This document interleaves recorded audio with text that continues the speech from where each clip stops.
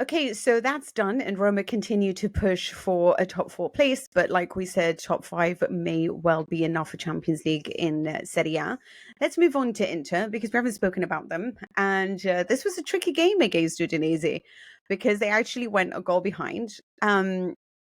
Patrick, you were commentating on this particular match, and I was, I was listening as you were talking about the mix-up that led to Udinese's first goal. Obviously, Inter then get a penalty, and then Frattesi comes in with one of his glorious abilities to score a tap in at the end of the game to seal the win and then set up this perfect narrative that they go to the derby and potentially win the second star, the Scudetto, at San Siro in the against Milan. And Patrick, two yellow cards for Lautaro Martinez and Pavard so that they would miss Cagliari, so that they are all available for Milan as well. So a little bit of a Mourinho style tactics there too from Inter.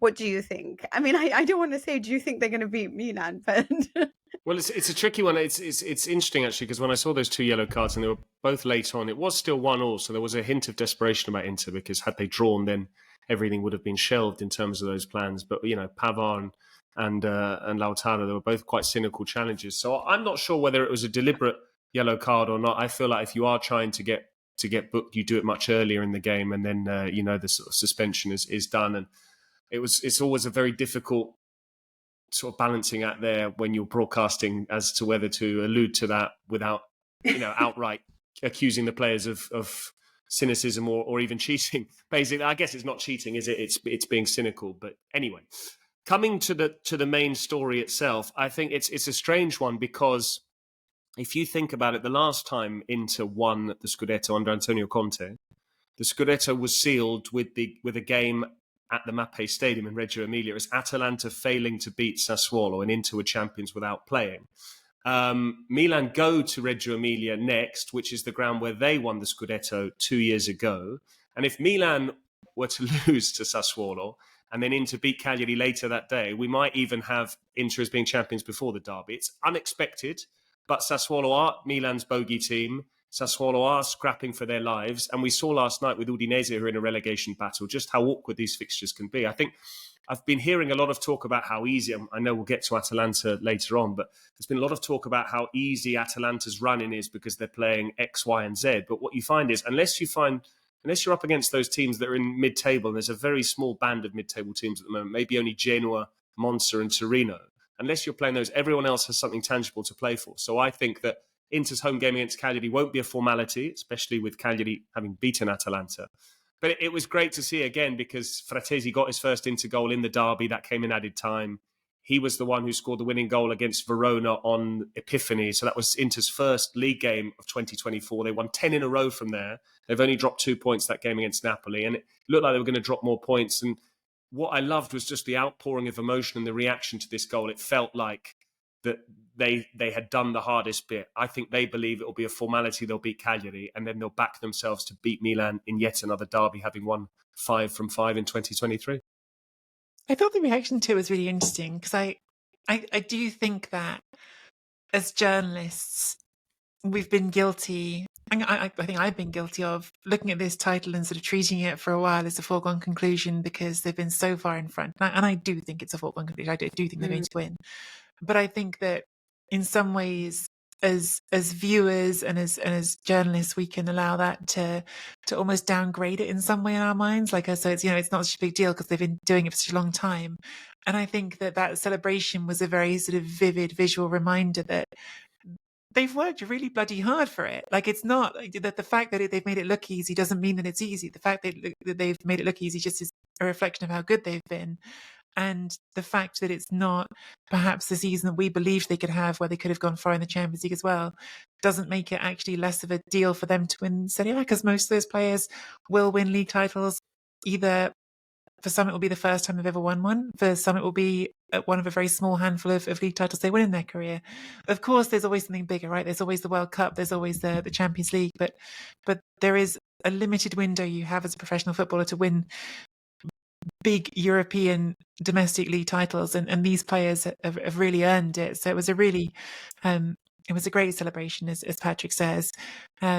I do need Frattesi to do this for Italy in the summer. Need him to be that super last minute game winner for us. Just putting that on record now. But yeah, it was a felt like another well deserved moment of celebration for Inter. They've been better than this season. This wasn't their best ever performance, but that willingness to go to the end of games has been one of their traits domestically, at least. Yeah, and we have to recognize the fact that we've seen this team provide the consistency that you require of champions. Chanaloglu has been brilliant for so much this season. It'll be very interesting for him to win the title against Milan. He's trying to keep a poker face about all of it. But it's also, that would really be a moment. If he scores the goal that seals the which is quite likely, given he takes penalties as well. You know, you can easily get a penalty in the derby. Can you imagine the celebrations? And his first Inter goal came in the derby as well. Would you not take out a shin pad and just show it to Ibrahimovic? That's what I would do, right? What would he have on it? What would he have on it? Would he have AI making the sort of predicting what the title celebrations would look like? You know, so an open top bus with Inter fans surrounding it, and the Inter players doing derogatory chants in the direction of Ibrahimovic. I tell you what really felt like it was you just sometimes we know Inter are going to win the league, but it's just like we knew that when Napoli were going to win the league, and someone made a very good comparison last night to me on Twitter, said it felt like Raspadori's added time volley against Juventus when it was the sort of final hurdle to overcome for Napoli last season. But what it reminded me of a bit last night was how different Inter are to 2 years ago, because that Sommer mistake is not dissimilar really to the Radu mistake at Bologna. It's a slapstick goalkeeping moment. It was Radu scoring an own goal with that Perisic throw back to him, and he swept it it was going across the line, and Nicola Sansone tucked it home. And this was Samardzic just with a shot which just deflected off Carlos Augusto. Dumfries could have stepped in and cleared it. Sommer should have grabbed it. Neither player did anything, and the ball went into the net. And you think, after all the brilliance, after you've been almost flawless throughout this season, to not be able to win the title with 5 games to spare against your great rivals, who you're trying to get to 20 titles ahead of, because of one shocking moment like that, it just would have felt very unfair. So I think Inter almost deserved to go on and get that winner. And Frattesi just shows that he seems to have a knack for knowing where the ball drops, because that was his 4th attempt of the match, and eventually it was he couldn't really miss. I had this stat that I was going to bring in, and now I've sort of seen something else, and it's making me sort of laugh at it, because I was thinking, talking about the end of games and Inter being the fino alla fine team really this season, being what Juventus have always wanted to find themselves as. Last 15 minutes of Serie A games, Inter have outscored opponents 18 goals to 1. So if you just play the last 15 minutes, 18 goals to 1. And that's a pretty astonishing statistic, right? No one else is close to that. The thing is, though, because it's Inter, you could pick a different time in the game and go, first 15 minutes, they've outscored opponents 10-0 in the first 15 minutes. So actually, they're just outscoring everyone all the time is the point, really, isn't it? And dare I say it, I don't think statistics, they don't discriminate with added time. So there was 7 minutes of added time in Udine last night. Actually, 7 awarded. They eventually played 9. So if you think about it, that last window is always just like the window going into half time. But typically, you'd only get 2 or 3 minutes max at half time. Whereas ever since the Qatar World Cup, I feel like we're getting 5 or 6 minutes minimum, to be honest.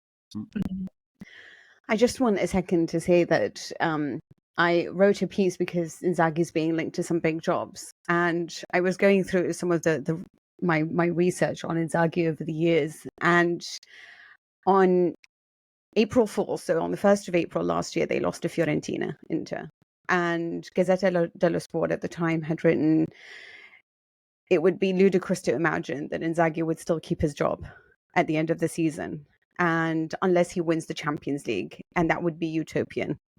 And it's incredible to see how 1 year later the man reached the Champions League final, is winning the Scudetto, and he is finally being recognized for the brilliant tactician that he has been, not just at Inter but at Lazio. So you know how we were all a little bit happy for Sarri when he was winning at Juventus, because he deserved it. He deserved to lift the Scudetto. Spalletti deserved to win it. I think this is Inzaghi's moment, and he really, really deserves to be up there to get the plaudits. And I feel like he's been fighting the shadow of Antonio Conte for so long after he arrived.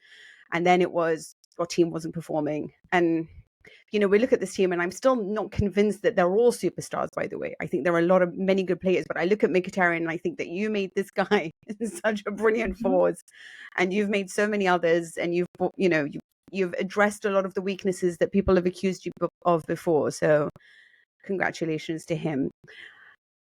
It's not going so well, of course, at Juventus, but Allegri did finally get the win. Serie Chronicles is a Chronicles production.